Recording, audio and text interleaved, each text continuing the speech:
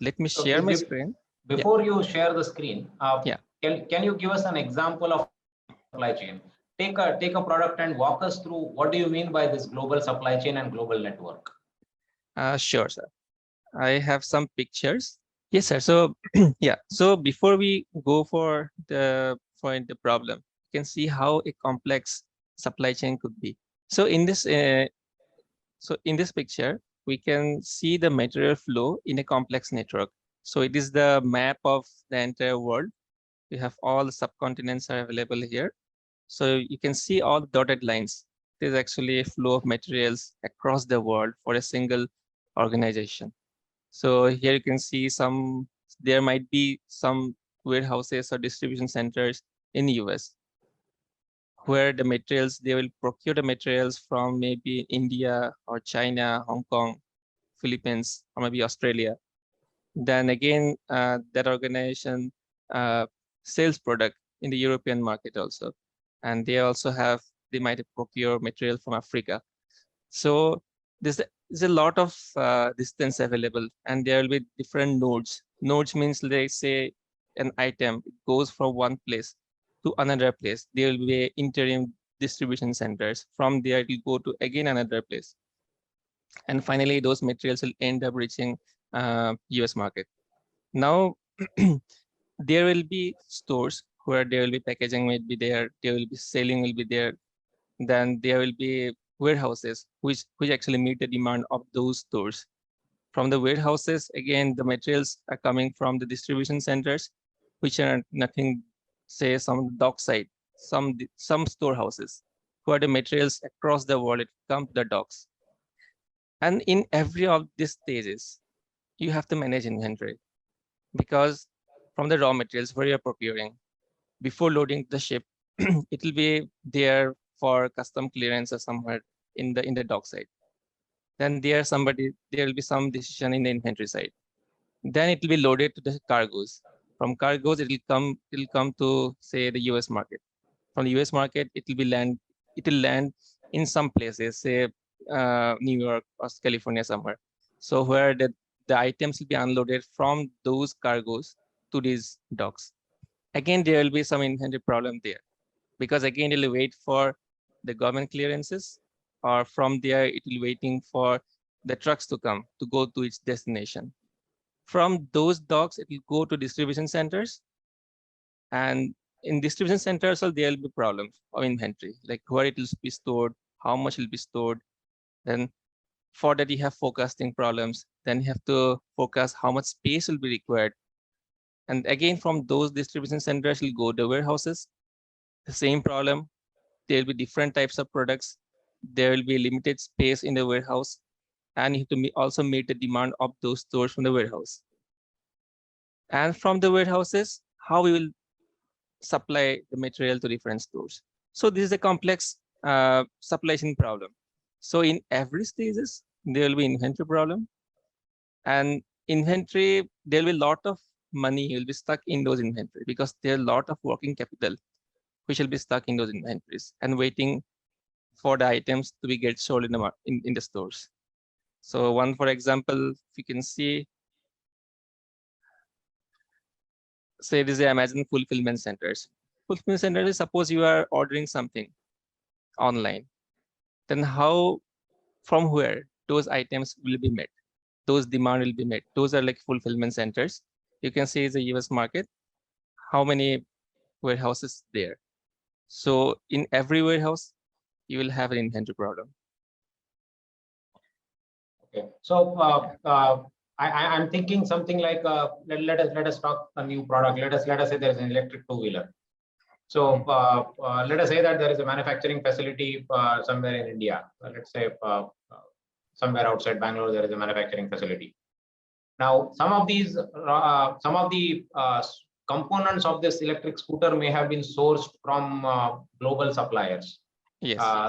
Some Chinese products, some Taiwanese products, some products from Thailand, right?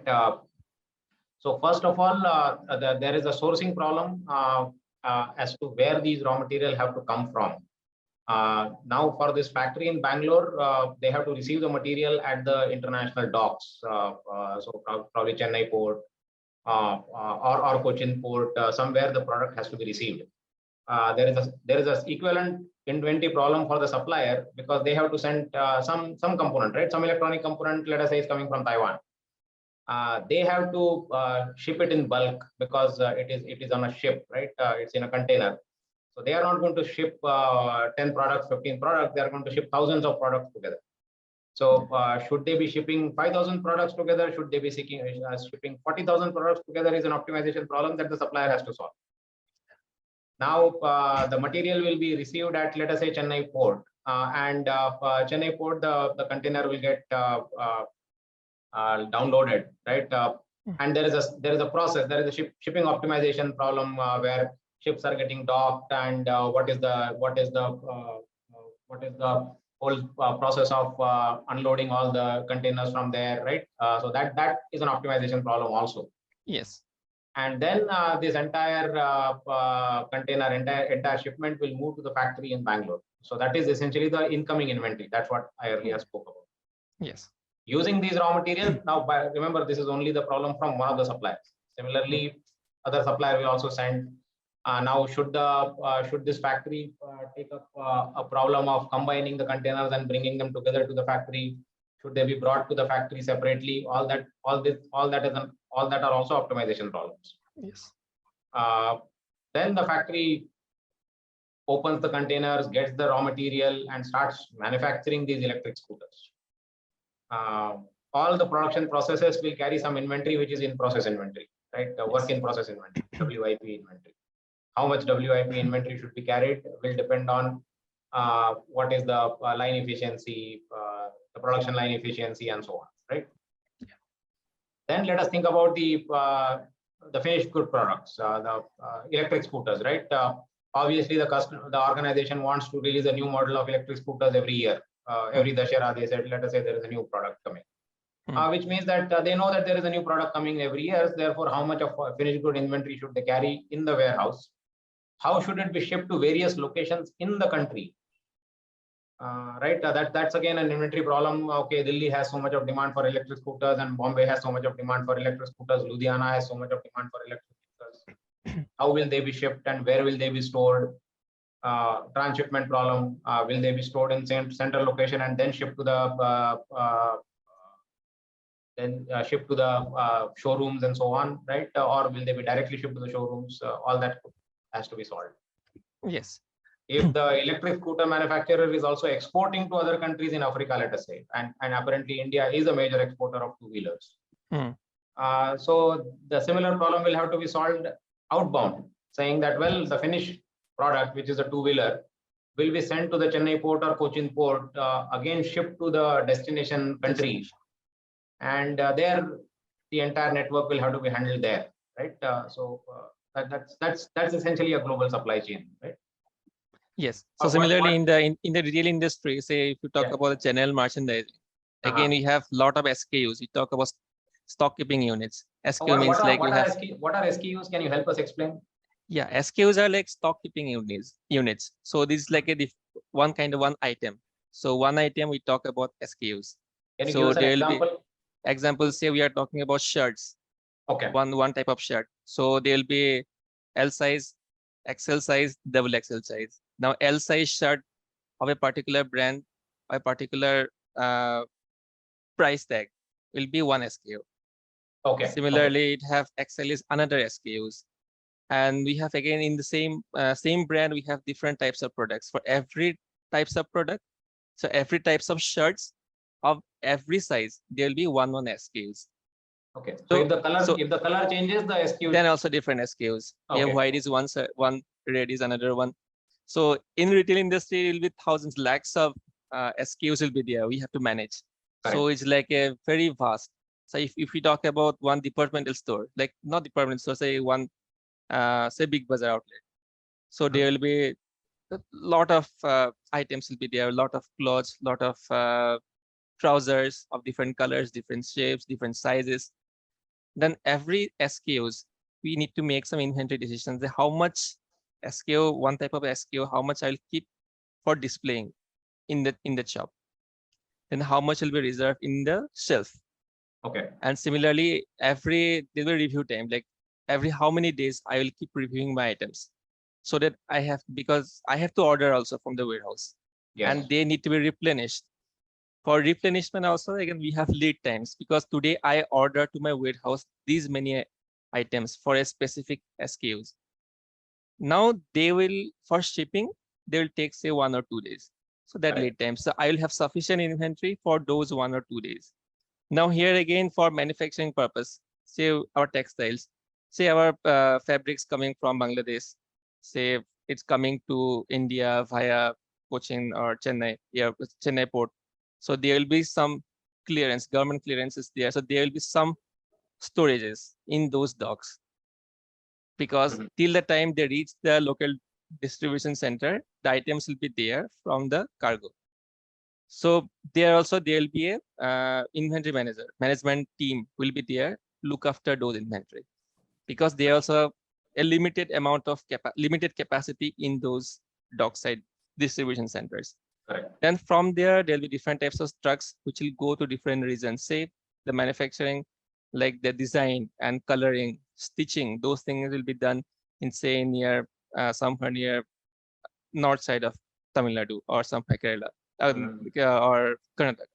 So those items will go there. Again, before reaching to the final shop floor, again it will be parked somewhere, those items. Then those raw materials then will go to the shop floors, then some processing will be done. Then after that, it will go for the finished, it will go to nearby some distribution centers again. From there, it will go to different states. Say we have to go to Maharashtra, we have to go to West Bengal, to go to Delhi, Bihar, like that. Then there will be a regional distribution centers in those places. Okay. There will be a problem in inventory management, because they also have to have some floor capacity to accommodate those incoming shipments. Correct. And for that, they have to plan accordingly. They need focus. They need to communicate with the distribution, the backend distribution centers. Again, those focus will come from the stores. Say we have thousands of stores in all the states. Then all the stores will have their own demands. Again, you have to rationalize the inventory while allocating to those stores, such that say in some region the average height people are more. Somewhere they're more fat people are there. So in that case, say XL, L size, M size, XL size. So you should allocate. You should have some AI-based algorithm where actually over the years they'll keep tracking how much is sold of what type, which SKU is getting more sold in some region. So accordingly, you have to plan. Because if you suppose your demand is more in M size, but you are sending XL more, then your inventory will pile up in those stores, those regions. Correct. So there again is inventory problem there. Correct. Correct. Then in the store levels also, there will be a limited space. There will be a lot of shelves. All the SKUs will need to be displayed there. Now, which SKU will go to the which shelf? How much space you will allocate? Say for trouser of this type, how much space you will allocate to display? Correct. Then again, there will be some items which are relevant, like which are similar to each other. Say you are purchasing tea and you also purchase sugar. So those items should be available nearby. So the people, if they forget, while seeing, they will purchase one more item. Correct. So these all inventory problems, these are all inventory decisions at every level. Correct. Correct. Correct. So inventory decisions are by far the most common problems across the supply chains, right? Yeah. Yes. And also a lot of values are involved in those inventory problems. Because if you don't manage inventory appropriately, then you'll end up having more net working capital stuck in your inventory. Yes, yes. Angry customers, angry retailers. If you send wrong SKU to the retailer, retailers are angry. If the products that customers want are not available, the customers are angry. So yes, very challenging problems to solve. Yes. And also very interesting because of uncertainties, right? Just too much of uncertainty. Uncertainty, you have trends. Suppose Deepavali is coming. So suddenly your demand will shoot up. So you need to plan accordingly before that, 2-3 months back. Then again, suppose you're talking about the fans during the time of winter, the sales might be low, but during again summer, the sales will shoot up again.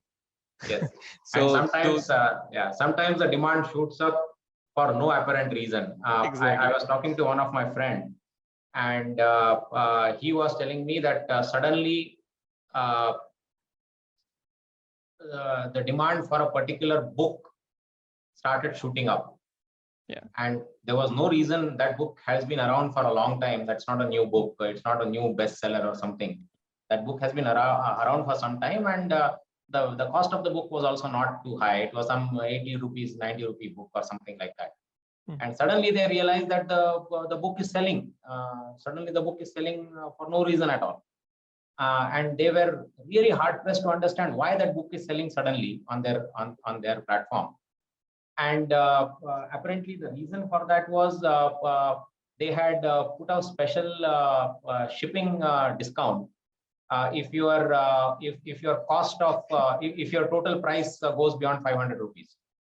So just to make sure that the shipping just to ensure that the total bill goes beyond 500 rupees, people were buying these 80 rupee 90 rupee books so that it goes to 510 520 530, so that it crosses that 500 threshold and they get free shipping. So there was no reason for it's not that they wanted the book. They wanted actually the product that they were buying. They were buying this book just to make sure that their total bill value goes beyond 500 rupees. And I'm obviously not sure whether 500 was the threshold, but whatever was the threshold that was getting crossed if they buy this book, and therefore they were buying this book. So how do you estimate forecast demand like this, right? I mean, there is no way to forecast a demand like this. Exactly. Yeah, and similarly, some items have their own life cycle. Say when the fashion changes, some of the items become obsolete, because when we were in school days, we used to have ink pens. Yes. So then suddenly everyone started using only ball pens. So again, that become obsolete. But now again, ink pens coming to the market again. Yes. Yes. So similarly, the fashion items, those items, they have very like fab products, like 2 or 3 months, they will be in the market. After it, again, they will die down. Yeah. Hopefully the news vendor problem that we have discussed earlier covers some part of fashion industry. Yes. But there are more complex problems in fashion industry. Yes. Yeah. And where the AI will come into picture, like you have to always keep tracking. You need to have some algorithm will flag like what are the items, what trend they're following, whether some items are going actually slowly dying out, so coming out of the market, whether some items which have any seasonality, those things the algorithm should pick up, because you cannot track individual items separately, because we are talking about lakhs of SKUs. So every SKU you cannot track. So we need to have algorithm which will flag, okay, these are the items, maybe there's a trend, or there may be some items which are complementary. Like if you purchase A, you will also end up purchase B. So these things. Correct. So essentially your argument is AI ML algorithms are needed for all the traditional decision making. The decision making is not new. Just because the complexity of the situation is too high, the scale of the problem is too high, we will need some sophisticated algorithm from AI ML to help us optimize our inventory, right? Yes. So if you ask a very old shopkeeper, they used to track their inventory. It's not that they were not tracking inventory, but the items that they were selling were few. The demand probably was more stable than what it is now. The demand uncertainties have gone up. The choices that customers have gone, the choices that the customer has essentially is too much. There are too many choices for the customers. And therefore predicting demand becomes difficult. An old shopkeeper 50 years ago was also tracking demand. They were also tracking inventory, and they were doing it without AI/ML algorithms. Exactly. The argument is now if the same decisions are to be made, the complexity of the problem is too much, and therefore we can't rely on human heuristics to solve these problems. And more importantly, now data is available. So in a lot of the cases, in those traditional shopkeepers, they will have some gut feelings. They will have some personal experience. But now to back up those experience or the gut feeling, we have data. So which actually can be used, and there's a huge volume of data. Those Right. can be used to make these decisions, to identify these patterns or trends, those things. Yeah. No, Yeah. I'm very sure that even in the Yeah. previous times, in the Yeah. previous generations, shopkeepers were, I mean, unconsciously keeping track of data, right? I mean, Yes. they inherently know how much how much did I sell in the last festival season, and therefore how much did I sell in 2 year ago. I mean, they were tracking that kind of thing, Yes. but they were doing it casually. Now there is a very formal mechanism to do that. There is a formal mechanism to store all that data and run these algorithms. Therefore, and achieve better results, right? And essentially achieve better results. Yes. And also now the complexity also comes from different channels. Say customer can visit your shop. They can search your product on your own personal website. They can Yeah, search yeah, over Amazon or Flipkart, third-party website. They yes, can they can request for product over mobile app. So there'll be different channels for the same product, same organization. So again, the inventory problem will come, like which channels I will allocate how much inventory. right, correct. Yeah. Yeah, go ahead. Yes.